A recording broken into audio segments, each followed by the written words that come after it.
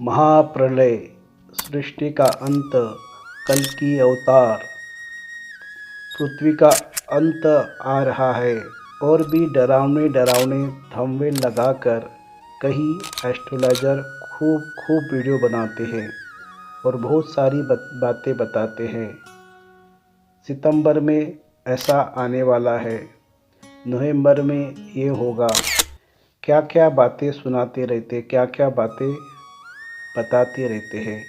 लेकिन वास्तव में महाप्रलय माने सृष्टि का अंत कभी होता ही नहीं है। सृष्टि तो आदि और अनादि है। पृथ्वी भी आदि अनादि है, सूरज भी आदि अनादि है, चांद भी आदि और अनादि है। कभी भी पृथ्वी का अंत होता नहीं है। यह बनाया बनाया प्रकृति है। इसी का कोई निर्माण नहीं कर सकता है तो इसका कोई अंत भी नहीं कर सकता है। लेकिन इसमें महापरिवर्तन होते रहता है और इस परिवर्तन का ज्ञान किसी भी एस्ट्रोलॉजर भविष्यकर्ता के पास नहीं है। वह सत्य ज्ञान केवल सत्यम शिवम सुंदरम परमपिता परमात्मा ही देते हैं। तो उस परमात्मा ने जब दुनिया बनाई थी, वह ऐसी गंदी दुनिया नहीं बनाई थी जहाँ पर हर एक मनुष्य रोगी, दुखी, कपटी, पापी और गरीब है। हर कोई व्यक्ति एक दूसरे के प्रति ईर्ष्या भाव रखता है। तो भगवान ने जब दुनिया बनाई थी तो सुंदर दुनिया बनाई थी। उस दुनिया के लिए सुंदर गायन है, जहाँ डाल डाल पर सोने की चिड़िया करती थी बसेरा, वो भारत देश था मेरा। वहाँ पर हर मनुष्य सुखी होता है।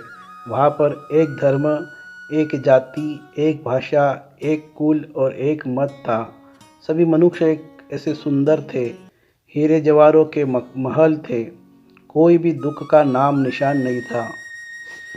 धीरे धीरे परिवर्तन शुरू होता है। हम सतयुग से धीरे धीरे नीचे की ओर प्रस्थान करते हैं और त्रेता युग आता है। तो त्रेता युग आते आते प्रकृति में भी बहुत सारे बदलाव शुरू हो जाते, परिवर्तन शुरू हो जाते हैं। सतयुग को सोने की तरह दुनिया कहते हैं, तो त्रेता के चांदी की तरह दुनिया हो जाती है। माने वहाँ पर भी प्रकृति में गिरावट आना शुरू हो जाती है। और उसके बाद आता है धीरे धीरे द्वापर युग। जब द्वापर और त्रेता का संगम होता है तब भी थोड़ा सा परिवर्तन होता है।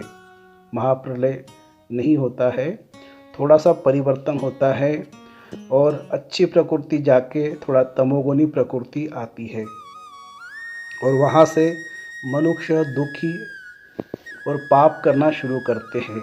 ऐसे द्वापर युग में मनुष्य नीचे उतरते उतरते प्रकृति भी तमोगुण, मनुष्यों के साथ प्रकृति भी तमोगुण में आती रहती है। और फिर आता है धीरे धीरे 1250 वर्ष पूरे होने के बाद कलयुग। कलयुग को कहते हैं कलह कलेश का युग। और फिर धीरे धीरे धीरे करते करते वहाँ पर भी प्रकृति अपना रूप चेंज करते रहती है और यहाँ पर पांचों तत्व तमोप्रधान बन जाते हैं। और कलयुग के अंत आते आते मनुष्य के अंदर काम, क्रोध, लोभ, मोह आदि आदि विकारों में फंसते रहते हैं और सारी मनुष्य जाति दुखी और पापी हो जाती है। तो मनुष्यों के विचारों का प्रभाव प्रकृति पे पड़ता है और पांचों प्रकृति के पांचों तत्व भी तमोप्रधान बनते जाते हैं। सतयुग से लेकर सतयुग, त्रेता, द्वापर और अभी तक प्रकृति ने हमारी खूब सेवा की है। अभी भी प्रकृति हमारी सेवा कर रही है। पृथ्वी माता हमारी कितनी सेवा करती है। हवा, पानी, अग्नि, वायु, ये पांचों तत्व हमारी खूब सेवा करते आए हैं। लेकिन हम अपने विकारों के कारण इन प्रकृति को खूब सताया है, खूब दुख दिया है। हम प्रकृति के विरुद्ध मनुष्य उल्टा पुल्टा कर्म करना शुरू कर देते हैं और कहाँ पहाड़ों पे, जंगलों पे हमने वहाँ भी रहना शुरू कर दिया है। प्रकृति का कई हिस्सा हमने काट दिया है, जंगलों को बर्बाद कर दिया है, पहाड़ों को भी हमने दूषित कर दिया है। इसी प्रकार पांचों तत्व भी पूरे दूषित हो जाते हैं। तो जब कलयुग का अंत आने लगता है तो प्रकृति के पांचों तत्व भी तांडव मचाने शुरू कर देते हैं और ये महापरिवर्तन का समय शुरू हो जाता है। इसीलिए चारों तरफ ये प्रकृति के तांडव शुरू हो जाते हैं। लेकिन ये तांडव नई दुनिया आने के लिए होते हैं। जैसे कहाँ पर बाढ़ आएगा, कहीं पर भूकंप आएगा, कहाँ पर सुनामी आएगी, तो ये तो सब होना ही है। ये प्रकृति का नियम है, क्योंकि हमने प्रकृति पर बहुत अत्याचार किया है।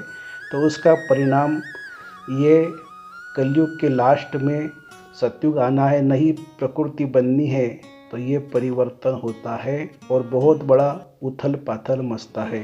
तो ये उथल पथल मचना अभी 2020 से लेकर 2036 का टाइम दिया है। तो उस टाइम में बहुत ही ज़ोरदार उथल पथल होनी है, मनुष्यों में भी तो प्रकृति में भी, क्योंकि मनुष्यों की भी बुद्धि तमो प्रधान बन गई है और प्रकृति भी अपना बदला ले रही है। तो इसी प्रकार ये सारी घटनाएं हो रही है और ये होना ही है। ये सारी बातें परम पिता परमात्मा शिव सत्यम शिवम सुंदरम ने 1936 से लेकर ये सारी बातें बताते आ रहे हैं। ये 1936 से लेकर 2036 तक ये संगम युग का समय चलते ही रहता है। तो परमात्मा ये सारी बातें बता रहा है और 100 वर्षों पहले ये सारी बातें बता चुका है। और ये महापरिवर्तन का समय है। कभी भी पूरे सृष्टि का अंत होता नहीं है, महापरिवर्तन होगा और फिर से सतयुग आएगा, जहाँ पर हर मनुष्य सुखी, धनवान, संपन्न और चरित्रवान बन जाएंगे। तो ऐसे प्रकृति का फिर से ऐसी दुनिया फिर से आने वाली है। तो ये दुनिया जाने वाली है, इसीलिए ये बड़े बड़े सीन्स आपको दिखाई देंगे। तो इसमें अपने को डरने की ज़रूरत नहीं है, क्योंकि पृथ्वी का कभी अंत होता नहीं है, महापरिवर्तन होना शुरू हो गया है।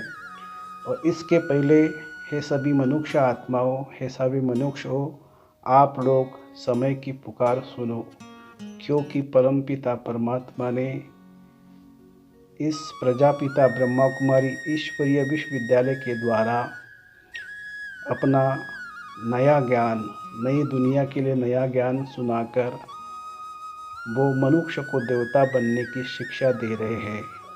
और अधिक जानकारी के लिए आप इसका गहन अध्ययन करें, तो आपको सारा नॉलेज समझ में आ जाएगा और आपके विचारों में शुद्धता आएगी। आप मनुष्य भी देवता तुल्य बन सकते हो। ओम शांति। तो ये वीडियो बनाने का उद्देश्य आपको सत्य से अवगत कराना है। आप लोग सत्य जान जाएंगे तो किसी भी बात से डरेंगे नहीं। ये जो महाविनाश के दृश्य अभी सामने आने वाले ही है और सब कुछ अचानक होने वाला है, क्योंकि परमात्मा ने यह बातें पहले से बताया है। तो अपने देवत्व को जगाओ, अपने अच्छाई को जागृत करो, क्योंकि परम पिता परमात्मा फिर से आकर हमें मनुष्य से देवता तुल्य बनाना चाहते हैं। तो आप प्रजापिता ब्रह्मा कुमारी ईश्वरीय विश्वविद्यालय के माउंट आबू के शाखा से जुड़े हुए कोई भी शाखा से ये ज्ञान प्राप्त कर सकते हैं।